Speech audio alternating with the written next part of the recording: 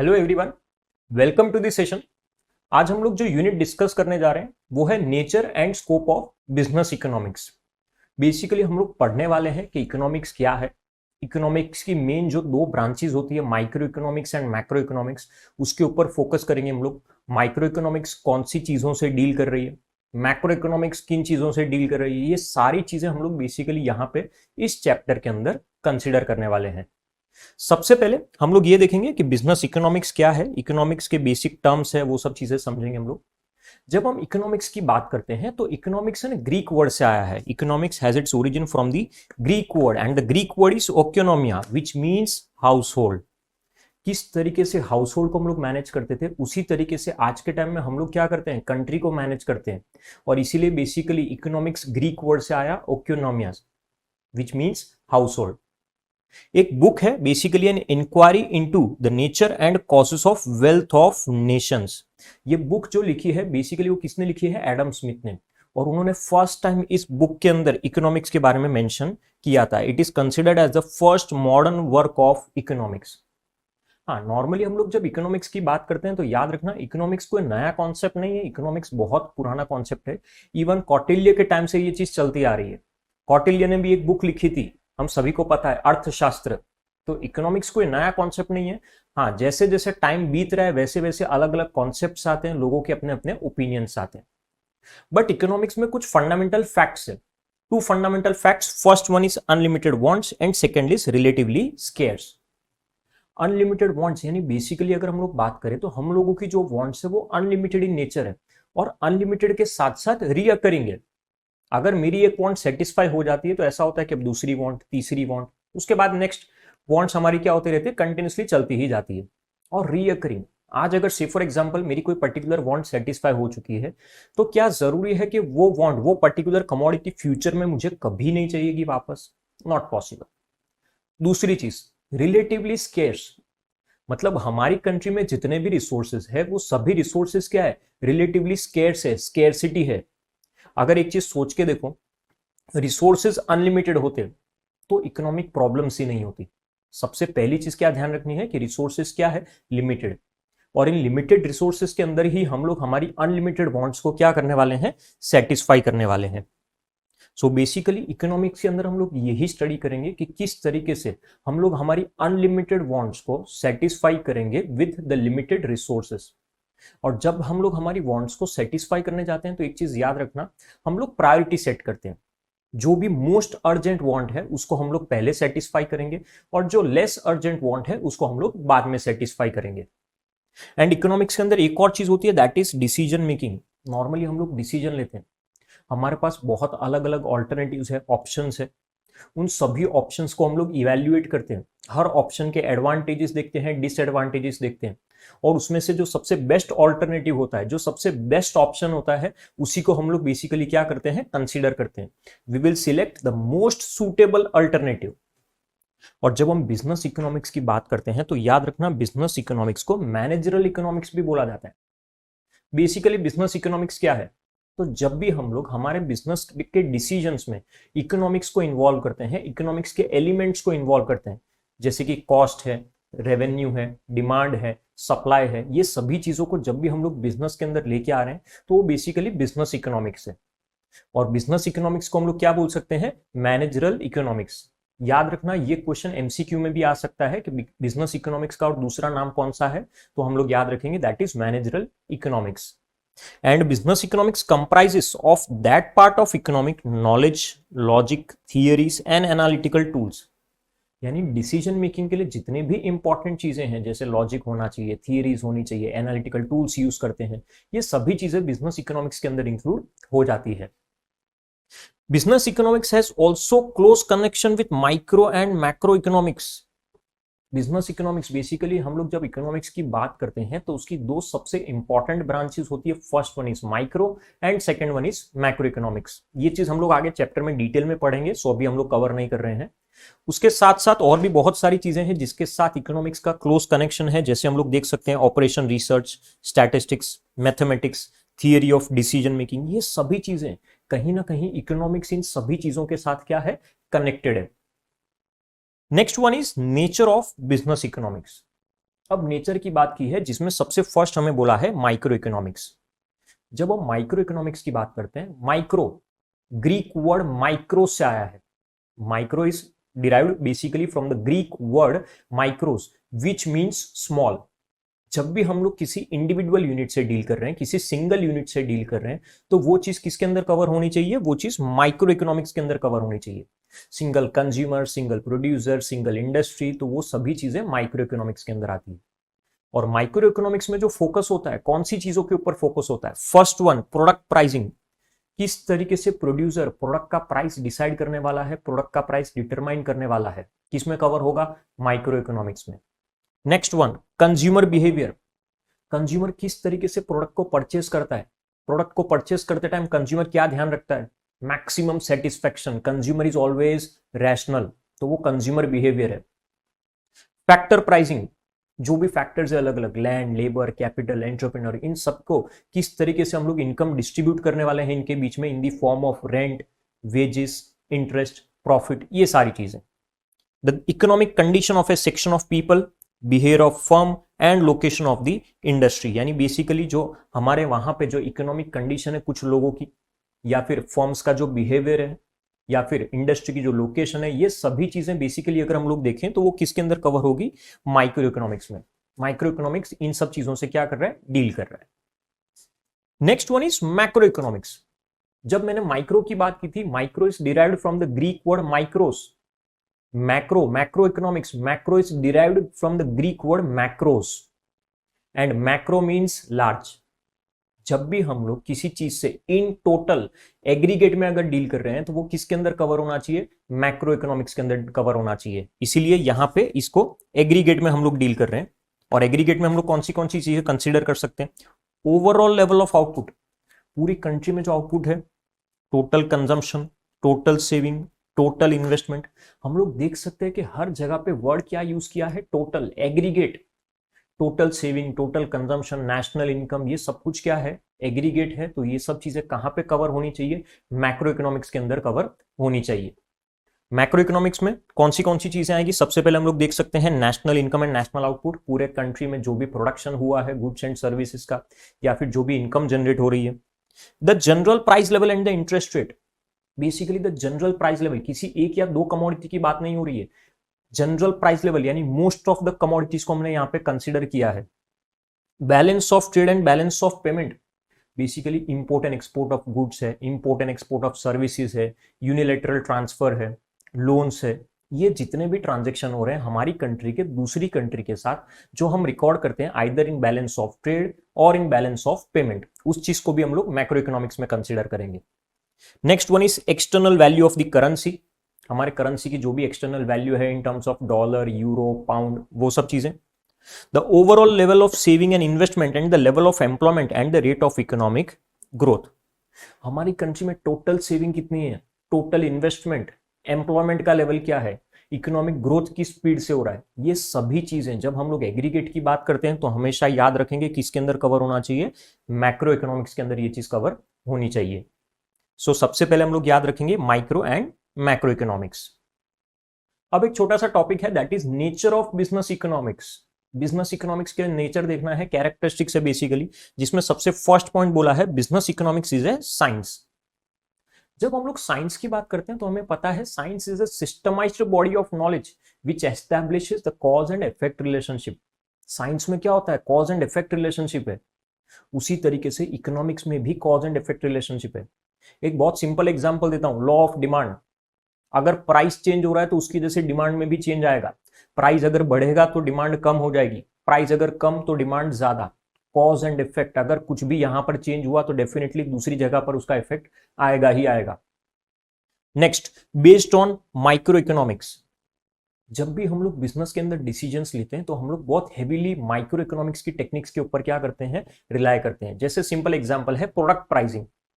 मैं जब भी प्रोडक्ट का प्राइस डिसाइड करता हूं तो मैं देखता हूं कि मेरी कॉस्ट कितनी है, फैक्टर्स को मैं कितना दे रहा हूं बेसिकली। तो ये सभी चीजें किसके अंदर कवर होती है? बिजनेस इकोनॉमिक्स के अंदर। हम लोग माइक्रो इकोनॉमिक्स की टेक्निक्स के ऊपर हेवीली रिलाय करते हैं। Next one is incorporates the element of macro analysis.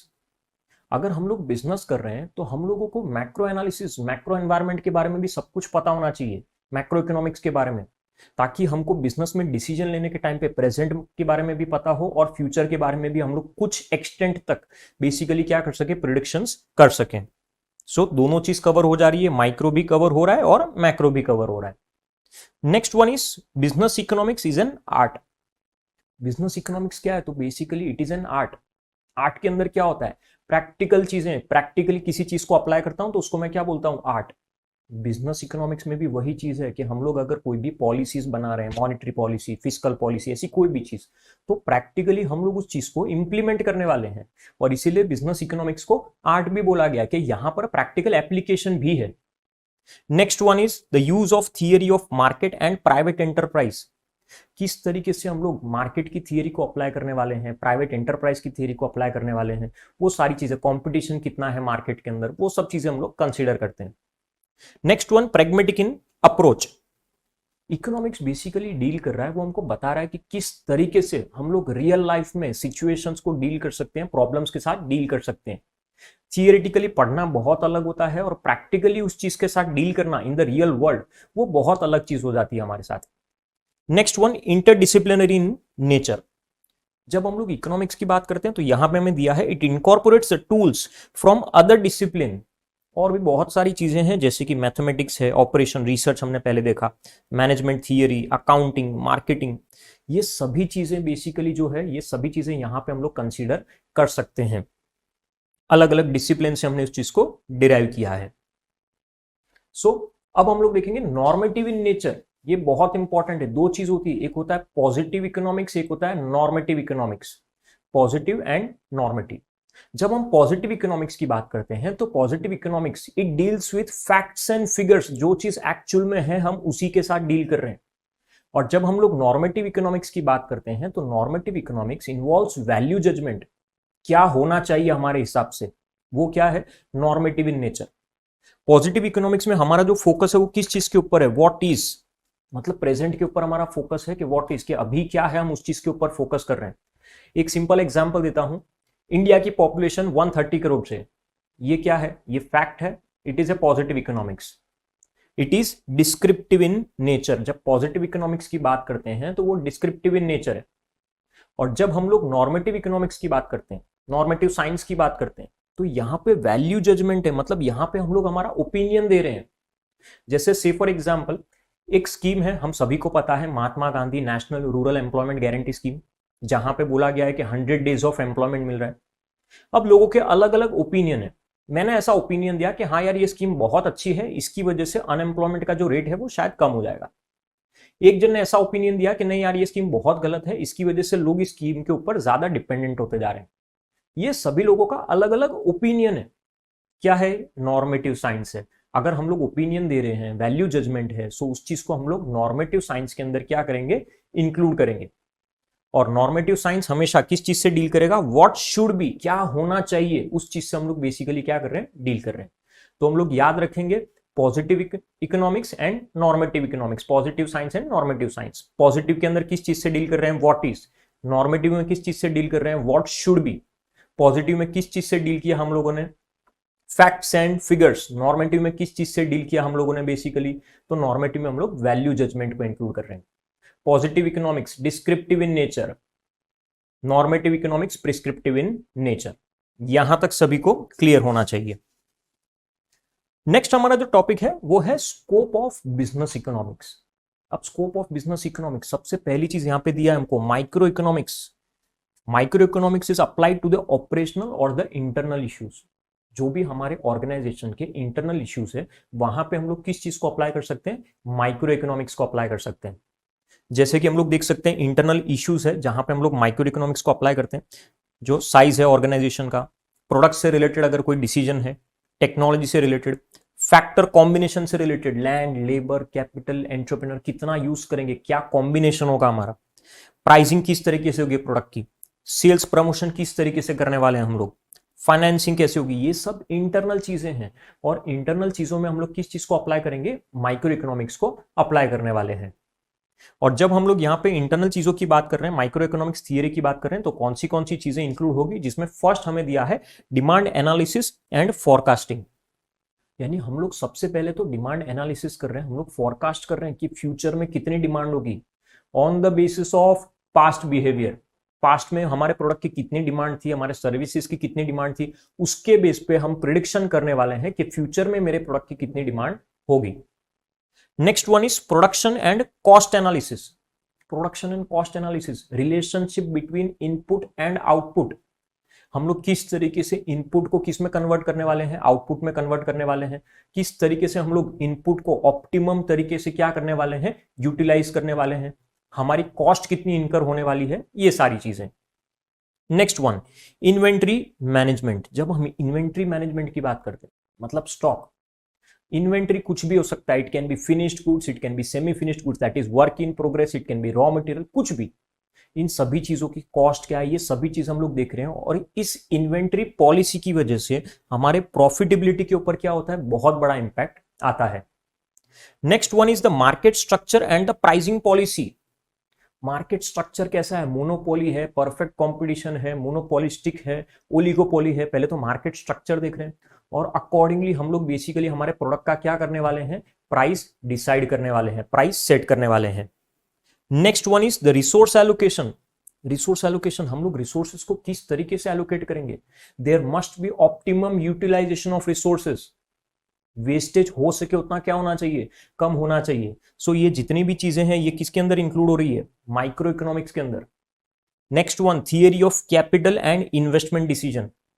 जब हम लोग कैपिटल की बात करते हैं तो कैपिटल किस तरीके से लेके आएंगे, कौन से सोर्सेज है, वो सब हम लोग डिसाइड कर रहे हैं। कैपिटल एलोकेट कैसे करना है, वो सारी चीजें।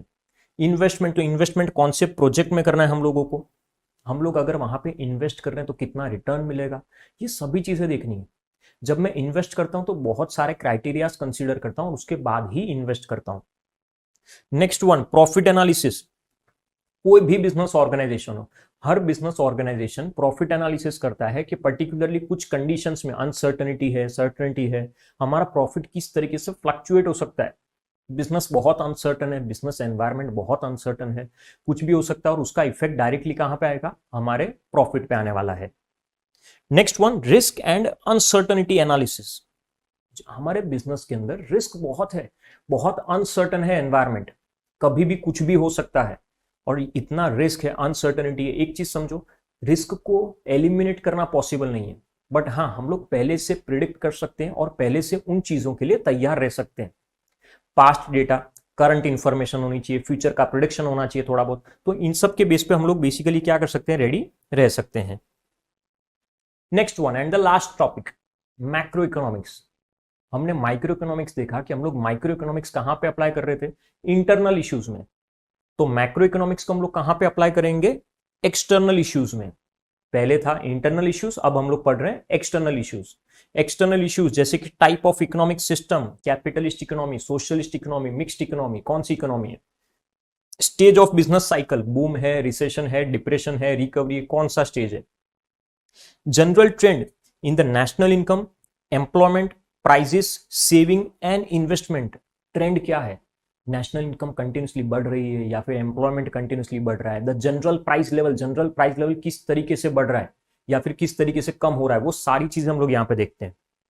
Next, industrial policy, competition policy, monetary policy, fiscal policy, price policy, foreign trade policy and globalisation policy.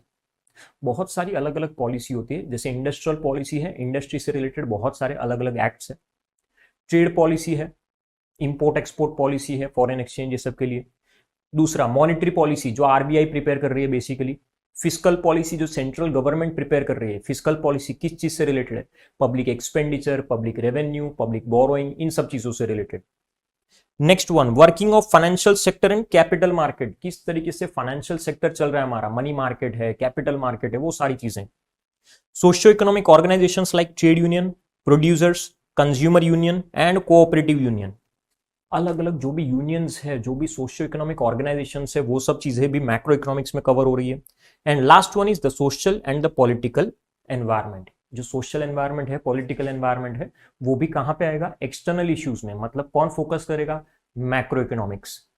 सो ये हमारा फर्स्ट यूनिट यहां पर कंप्लीट होता है। आई होप सभी को ये जो यूनिट है वो क्लियर हुआ होगा। अगर आप लोगों में से किसी को कोई भी डाउट है तो आप लोग डेफिनेटली मुझे कॉन्टैक्ट कर सकते हैं। आई होप सभी को चैप्टर क्लियर हुआ होगा। Thank you everyone.